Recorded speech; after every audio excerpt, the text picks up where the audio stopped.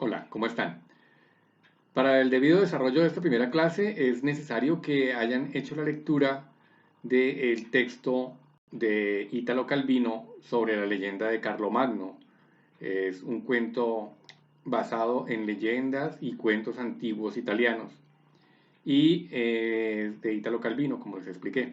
La cuestión es que vamos a mirar a profundidad el género del cuento y vamos a ver algunas de sus características como rapidez, que no tienen que ver exactamente con la brevedad. Sé que los dos textos que envié para su lectura son ambos muy cortos, pero a veces confundimos que el género del cuento solamente tiene que ver con la brevedad, es decir, la cantidad de páginas o palabras que lo componen. Y se nos olvida que en realidad lo que estamos hablando es de rapidez del lenguaje, rapidez y concisión. Entonces lo que vamos a tratar de hacer es analizar un poquitico estos dos textos que les envié para poder adquirir algunas herramientas y bases para lo que vamos a realizar más adelante y el ejercicio escrito que vamos a proponer al final de esta clase. Bien, entonces observemos que Italo Calvino, en este cuento de la leyenda de Carlomagno, ¿sí? Nos trata de llevar rápidamente de un lado, de un extremo al otro de la historia, ¿no? Pero no lo hace con la funcionalidad únicamente de que sea muy rápido el cuento, sino que por el contrario, el tono o el ritmo que le dé el lector, del ritmo que le dé el lector, dependerá, ¿cierto? Cuánto tiempo puede durar la lectura de un texto como este. Pero si nos referimos exactamente a desde cuándo, o sea, al marco histórico, desde cuándo nos acompaña el cuento a la humanidad, al ser humano, vamos a darnos cuenta que el cuento es prácticamente el inicio del lenguaje comunicativo entre los seres humanos. Es decir, nos podemos imaginar estar allí en una caverna con la tribu y de pronto alguien toma la palabra. Ese alguien hoy en día, si lo transfiguramos, lo transportamos desde la época de las cavernas a la actualidad, es el escritor, ¿no? Es la persona que se sienta, ya sea en su estudio o sea en el espacio donde tiene para escribir, y comienza a tomar la voz para relatar, ¿cierto? Entonces allí se configura una figura adicional, ¿cierto? Un elemento adicional que es el narrador, que es lo que vamos a ver eh, sobre las clases finales, no porque sea menos importante, sino porque vamos a tratar de estructurarlo bien para tener claridad exactamente de quién es ese narrador. Bueno, entonces vamos a ver una característica principal hoy que vuelvo a referirme, que es la rapidez. Entonces vamos a desestructurar un poquitico esto, que es lo que vamos a hacer precisamente con muchos de los textos que nosotros vamos a compartir, y es tratar de sacar de allí la mayor cantidad de herramientas posibles que le sirvan a alguien que quiera escribir un cuento, tener un texto sólido al final. Entonces partamos de allí de la base. Italo Calvino en este cuento lo que hace es lo que haría cualquier narrador, ¿no? Volvemos otra vez a la figura de la persona que está allí, que estaba allí en las cavernas, convirtiéndose en el narrador de una historia. Tiene que tener una primera característica y es hacerlo atractivo. Bien, entonces imaginemos la situación comparable. Principios de la humanidad y entonces la gente allí en las cavernas tenía todo el tiempo en las tardes después de que se prendía la hoguera, ¿cierto? El hogar, y allí alrededor se reunía la tribu, tenían el tiempo para escuchar una historia, ¿sí?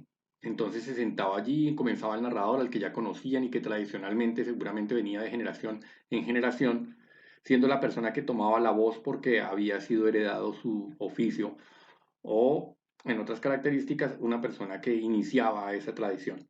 Entonces comienza a narrar la historia y lógicamente no iba a comenzar con lo menos atractivo, tendría que ser con lo atractivo, ¿cierto? Esta mañana me sucedió tal cosa hace mucho tiempo, según la historia que fuera a contar, ¿cierto? Lo que ya analizamos hoy en literatura como técnicas narrativas, ¿cierto? Como formas, como maneras de iniciar un cuento. Entonces, lo que hace que este cuento de la leyenda de Carlomagno sea atractivo tiene que ver con que primero lo que lo hace es eso, ¿no? Ser atractivo, ¿cierto? ¿Y por qué? ¿Por qué? Primero, porque hay una sucesión de eventos fuera de lo común que se encadenan unos a otros, ¿cierto? Un anillo, un ser como Carlomagno, que era una persona importante dentro de su comunidad y se enamora de una chica alemana, es decir, todos los rasgos que lo pueden hacer atractivo y que van encadenándose uno a otro están fuera de lo común, ¿cierto? Un anillo embrujado, toda la cuestión. Bueno, después de eso hay un vínculo verbal que crea esta cadena de acontecimientos. Es decir, aquí ya comenzamos a mirar ahora sí las herramientas. Lo primero es hacerlo atractivo, ¿no? Pero entonces nosotros pensaríamos en cómo hacerlo atractivo. ¿Cuál es el siguiente paso para que eso sea atractivo? Entonces tiene que haber un vínculo verbal que va a permitir que la historia desde el principio hasta el final se encadene. Esa sería la primera herramienta que vamos a adquirir, ¿cierto? Y son palabras pequeñas, cortas, ¿sí? Amor, pasión, ¿cierto? Van estableciendo una zona común, una continuidad, ¿cierto? Ustedes pueden mirar ahora, en este momento del video, si quieren pararlo un momento, releer el texto y darse cuenta de dónde están las palabras amor y pasión y cómo las va utilizando Italo Calvino a lo largo de la creación del texto. ¿Bien? Ok. Lo siguiente es que hay un vínculo narrativo, ¿sí? O sea, ya hablamos de palabras que van uniendo. Y esa es la clave, la primera clave, en lo que llamaríamos la carpintería del asunto, que es pensar desde el principio. ¿Cuál es la historia que voy a desarrollar? Esta. Entonces partimos de una idea. Voy a relatar esta cuestión. Ahora tengo que hacerlo atractivo. Voy a utilizar esto y esto. Pero voy a tener que tener en cuenta que todas las palabras van a tener que conducirme a hacer un texto sólido. Y entonces ese vínculo verbal ahora tiene que haber también algo que lo una.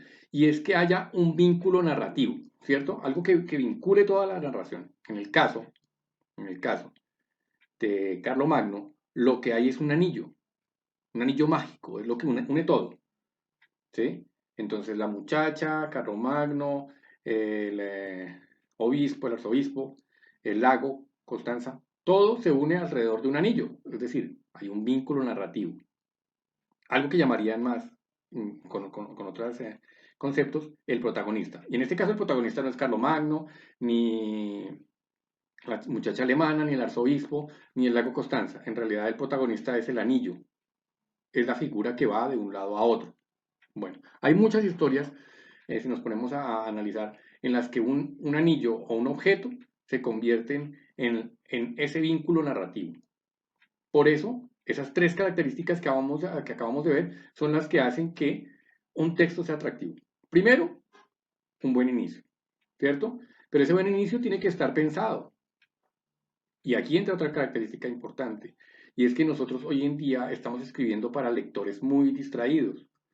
Por más que sea un lector ávido, es decir, una persona que le gusta leer mucho, o un lector crítico que le gusta sentarse y desmenuzar, o un lector eh, desprevenido, que un día toma un texto cualquiera, por ejemplo en esta situación como la que estamos viviendo, y coge un texto para leerlo. Cualquiera de esas tres personas va a necesitar, ¿cierto?, de mucha concentración en un mundo como el de hoy.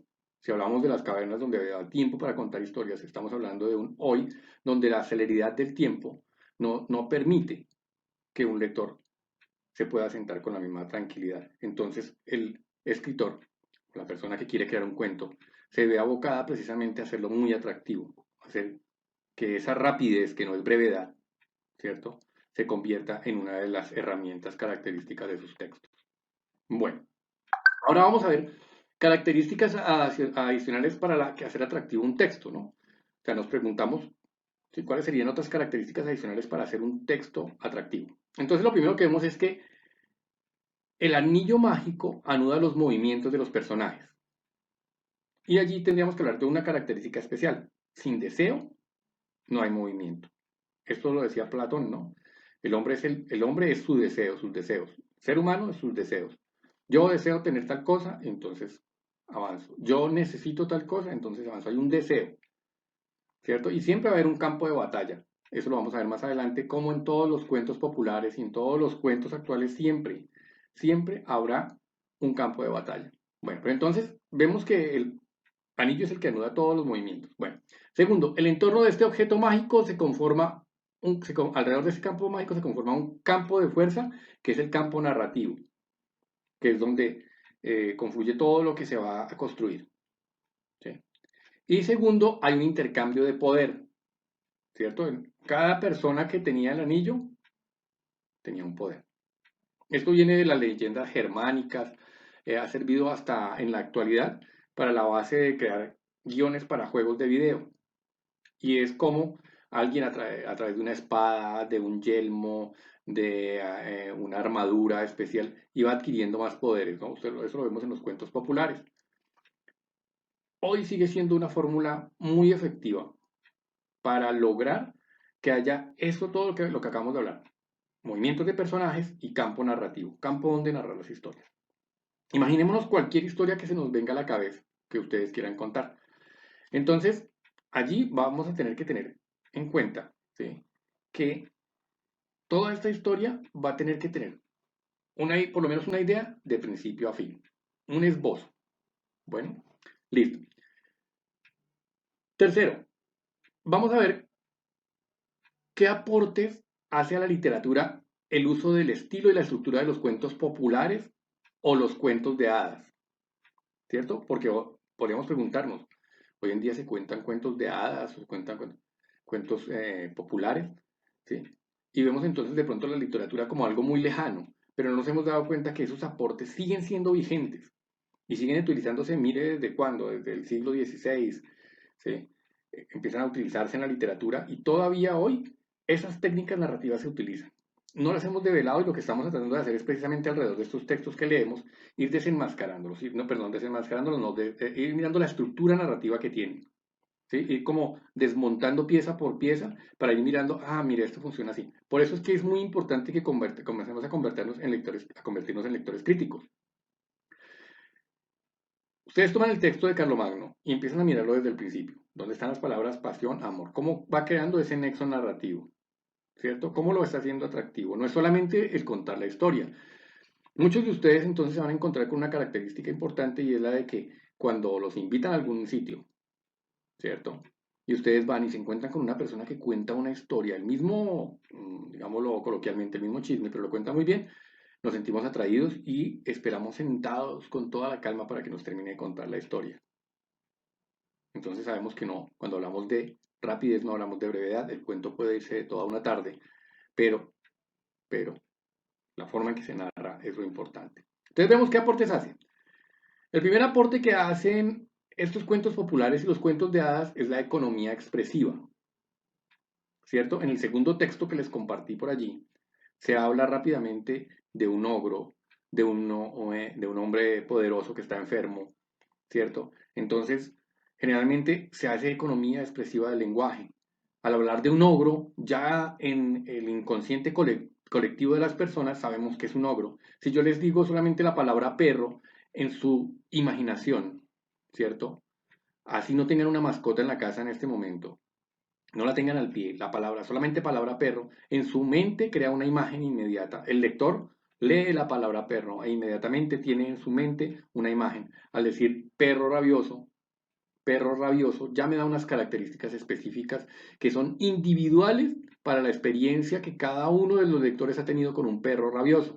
Entonces, la economía del lenguaje es importante. Un ogro, y tiene que arrancarle, supuestamente en el cuento que compartí, 3 plumas al ogro. Nadie se pregunta si los ogros de verdad tienen o no tienen plumas. Simplemente lo que yo estoy narrando es lo que hace atractivo el cuento, ¿cierto? Y yo soy el creador de las características, pero esto viene precisamente del aporte que hacen los cuentos populares o los cuentos de hadas.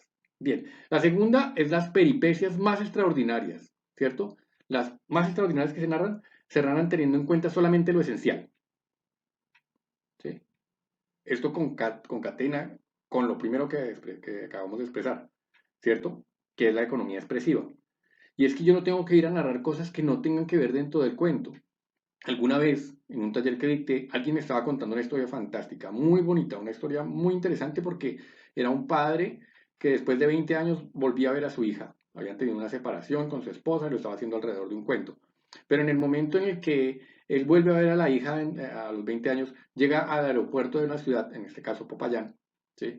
Y entonces está esperando allí y de pronto está esperando a que encontrarse con la hija y comienza a narrar toda la historia de Popayán. Es decir, parecía más en ese momento la guía turística de Popayán, ¿sí?, y una guía histórica que lo que era básico, que era el encuentro entre estas dos personas que llevaban 20 años de verse y donde de pronto las emociones, los sentimientos, los vacíos emocionales hubieran sido más importantes de narrar. Es decir, que cuando nosotros vamos a narrar una historia tenemos que tener en cuenta que hay algo que vamos a ver más adelante que se llaman los giros narrativos y toda la cuestión, pero que lo que vamos a tener en cuenta es que estamos narrando un solo asunto. Y esto viene de los aportes que han hecho los cuentos populares, los cuentos de hadas. Bien, la siguiente característica es que siempre hay una batalla contra el tiempo. No quiere decir esto, cuando hablamos de rapidez, que es contarlo rápidamente, ¿no? Como cuando se cuenta mal un chisme. Ah, sí, ¿se acuerdan de la niña que vivía en el apartamento tal? Ah, sí. ¿Y se acuerdan del que tal señor que vivía en el apartamento tal? Sí. ¿Qué pasó? Se casaron. Queda el chisme a medias. No hubo nada que me proveyera a mí, ¿cierto? De una historia. Pero eso no quiere decir, ¿cierto? Cuando hablamos de que siempre hay una batalla contra el tiempo, que lo que queramos decir es que vamos a contar a esa velocidad. No. Lo que hablamos es que siempre hay una batalla del tiempo en la medida en de que va a haber un principio y un final del cuento. Es decir, que lo que le estamos proponiendo a alguien cuando le vamos a narrar un cuento es que esto va a tener un final, ¿cierto? Entonces el tiempo va a tener que ir avanzando de la medida en que nosotros lo necesitemos. Si ustedes analizan las dos leyendas, la de Carlomagno, ¿cierto? Y la otra que tiene que ver con el rey que estaba enfermo, ¿cierto? Lo que van a ver, ¿sí? Es que el paso del tiempo es bastante extenso. Desde que un hombre se enamora, un hombre adulto se enamora de una mujer y un hombre adulto con un cargo importante, como Carlomagno, ¿cierto? Con una importancia dentro de su comunidad, se enamore de una mujer, tiene que pasar cierto tiempo, ¿cierto? Semanas, meses, años. Y viven un romance, es decir, que tiene que haber semanas, meses. Y para que el arzobispo se hubiera dado cuenta que él estaba abandonando y la gente de Estado se estuviera dando cuenta que estaba abandonando todas sus responsabilidades, Carlomagno, entonces pasa otro poco de tiempo. Pero la brevedad tiene que ver precisamente aunque yo estoy contando algo muy atractivo, pero en una concisión del lenguaje. Bueno, la última sería decir que hay una batalla contra los obstáculos y el deseo de recuperar un bien perdido. Si vemos ese segundo, ¿cierto? Este segundo cuento que les compartí, lo que van a ver allí, ¿cierto? Ese cuento italiano, lo que van a ver allí es que hay un deseo de recuperar algo y en ese caso sería la salud, ¿cierto? El rey enfermo que quiere recuperar la salud. En el caso de Carlomagno, ¿qué sería? Allí hay varios asuntos a recuperar, ¿cierto? El amor, la pasión, el enamoramiento, los deberes de Estado. Entonces vemos que siempre hay una batalla por recuperar alguna cosa, un bien perdido, ¿cierto? Eso es muy importante que ustedes lo tengan en cuenta cuando vayamos a crear un cuento. Ahora, entrando en materia de lo que proponemos en cada uno de estos talleres, cada una de estas sesiones de taller, es que haya un ejercicio escrito. Vamos a partir precisamente de lo que expusimos en la introducción, esos consejos, pequeños consejos para personas que quieren comenzar a escribir. Y uno de esos precisos era, y muy importante, era que para uno correr, primero tiene que haber aprendido a gatear, ¿cierto? Es decir, hablando de lo que es el desarrollo de una persona y su psicomotricidad, ¿no? Entonces, primero hay que aprender a gatear. Entonces vamos a comenzar de textos muy pequeños, ejercicios muy pequeños que nos permitan a nosotros ir haciendo cosas más concisas, ¿sí? Entonces vamos a utilizar algo que es muy importante, que es la minificción, ¿sí? La minificción es esos pequeños cuentos que no tienen que ver, llamarse minificción, por el hecho de que sean muy cortos, 100, 200 palabras, ¿sí? O más o menos, se dice que una minificción corre entre las 100 y las 1000 palabras, ¿sí? Volvemos a hablar de que no estamos hablando de que tenga calidad porque sea corto y hayamos logrado contar una historia en pocas palabras, sino que esas pocas palabras sean muy concisas y nos permitan a todos los lectores de una minificción sentirnos atraídos y que nos contaron una muy buena historia. Y que deje recordación, que vamos a ver más adelante con lo que sería la unidad de impresión. Entonces comencemos que por la minificción. Minificción es escribir un texto muy corto. En este caso vamos a tratar de utilizar media página, una página, con toda la estructura normal que a veces se solicita, que es en el formato Word, márgenes normales, tamaño de la letra 12 puntos, fuente, pueden utilizar cualquier fuente que acomode a los 12 puntos. Yo recomiendo siempre una fuente especial que se llama Times New Roman, que la encuentran fácilmente en el Word. Y pueden utilizar cualquier otra, pero que tenga tamaño 12, a doble espacio. ¿Sí? En una página, media página. Entonces, bueno, pero ¿qué es una minificción? Entonces, lo que vamos a coger como insumo para crear una minificción va a ser la mitología griega. Entonces van a consultar cualquier mito de la mitología griega. Cualquiera, ¿cierto?